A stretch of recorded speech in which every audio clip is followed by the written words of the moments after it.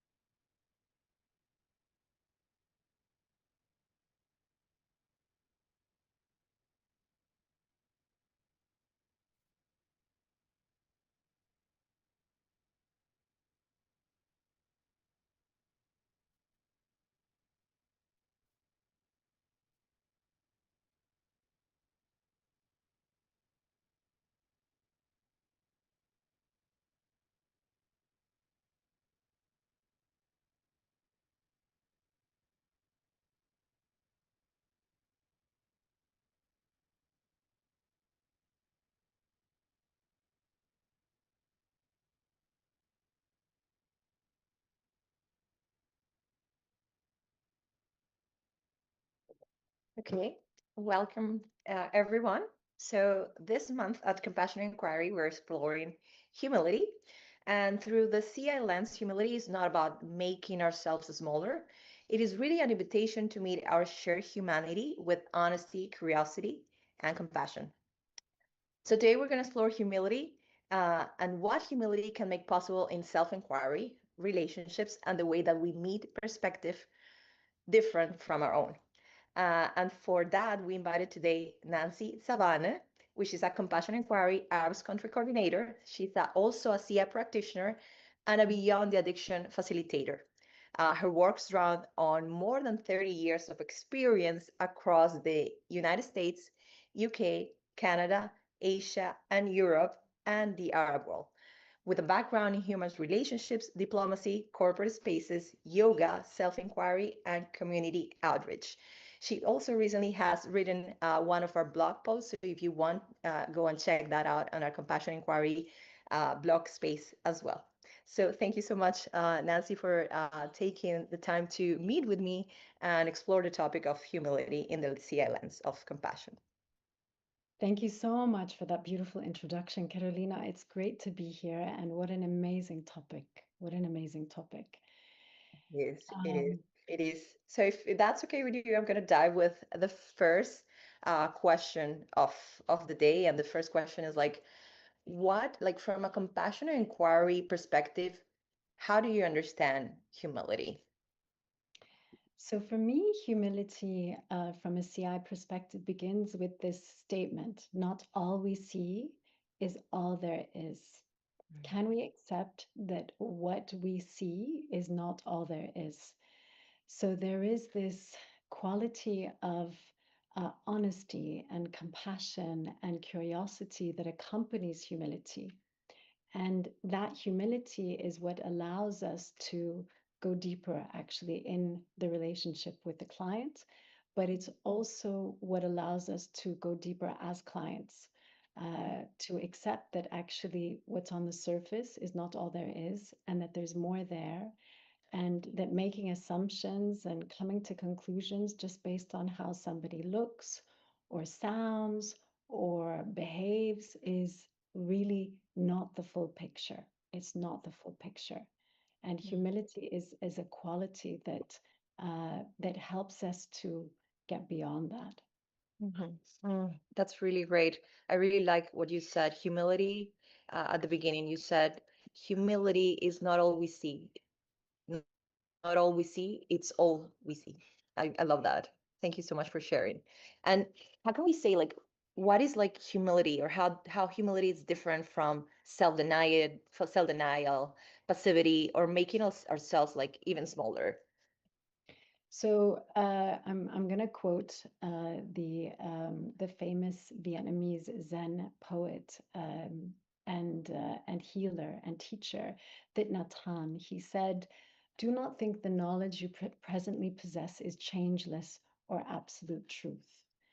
So this idea that every time we go into a relationship with the other, or anytime we go into questioning ourselves, there is this acceptance that we don't always know the absolute truth, which actually goes back to the original statement, not all we see is what there is.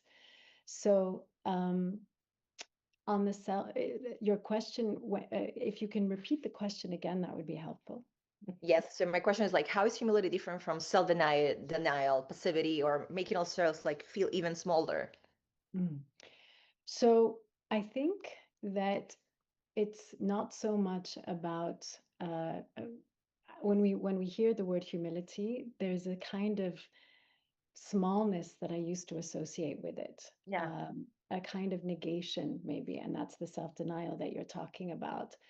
Um, and maybe before I really understood what the word meant or what the quality and the virtue meant, I did believe that it was about kind of shrinking in a way. And what I realize now is that actually, the more I know myself, the more I put myself out there, the more I mature in this world, and that comes through experience, through being a mother, a wife, a caretaker on so many levels, that actually humility is a quality that makes us bigger. It makes us bigger in the sense that we accept the infinite capacities of life, and that unknowing space that actually can help to bring us into uh, a deeper relationship, not just with ourselves, but with the other. Mhm. So for me, it's about bigness and largeness and not about smallness at all. Yeah. And the other day you we were talking about like briefly about your yoga practice as well, and you were commenting so much that I remember you doing this pose a little bit like instead of this one. So can you like explain that from also from your background of yoga as well? Thanks, Carolina. So, what do we stand under as opposed to what do I understand? So, the mind automatically goes into that space of, oh, I know, I understand. I need to understand, I must understand, which is a quality that comes a lot more from the mind space. Hmm. But when I stand under, when I bow, so humility, the posture that I associate with humility is a posture of bowing. But again, it's not about smallness. It's like, what do I stand under? Can I stand under this idea, this notion that there is this infinite, deeper knowing that I can tune into at any time when I make myself truly, truly available, and I don't just assume that I know everything. So the quality that I associate with humility, or the posture asana that I associate humility, is the posture of bowing, standing under, as opposed to the opposite of that, the polarity of that, which is to understand. Mm-hmm. Um, yeah, so understanding versus standing under. Mm. Oh, thank you so much for making that differentiation right there. Um, um, I want to ask something that because given your work across so many cultures, how do you understand also cultural humility in practice? So cultural humility is a quality, again, that when we bring it into the therapeutic space, makes us available for the not knowing. Okay. And when we become available for the not knowing, we also make space for being taught, for acquiring new wisdom, for learning something new. And in the therapeutic space, it's all of that embodied together. Mhm. So I don't just assume that I know something about you because you've walked into my space, because of the color of your skin, because of the way that you speak, because of the tone of your voice, because maybe I know a little something about where you were brought up. I'm not tied to relating to you through a certain prism of identity. I am I am humble in the face of any possibility that could come in that space. Mhm. And when we see it through that lens, like we're not that different.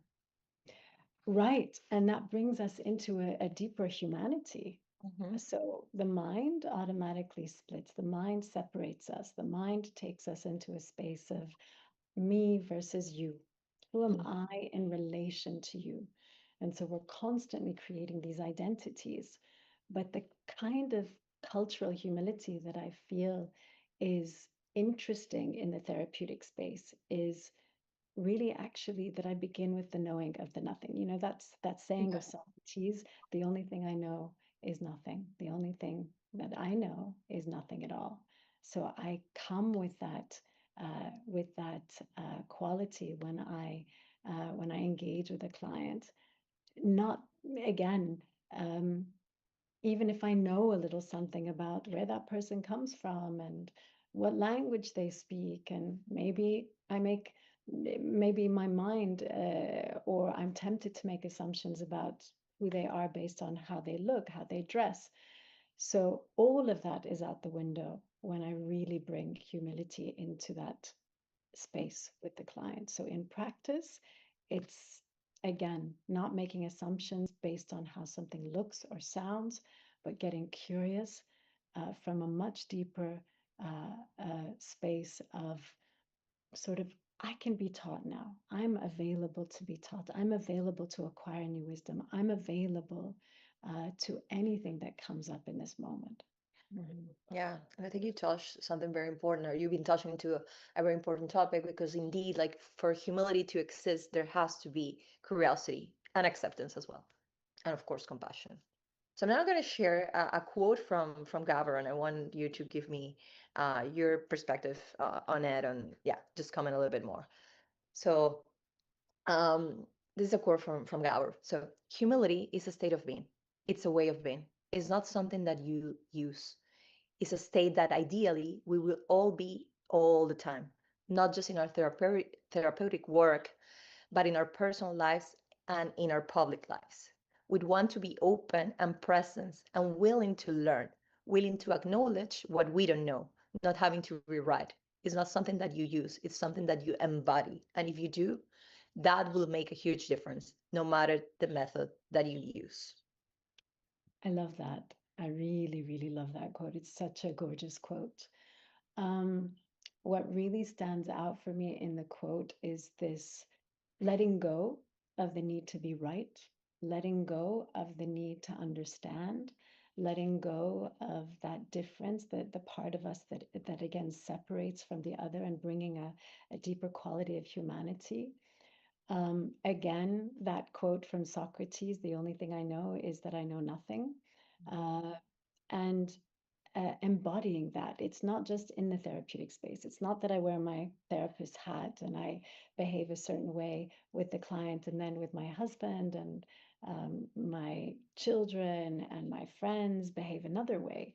It's that I'm taking that relationship with myself and that quality of relating with the other into every aspect of my life. And from a yogic point of view, because we're constantly I love bringing the yogic understanding into this deeper understanding of humility. The world is our ashram.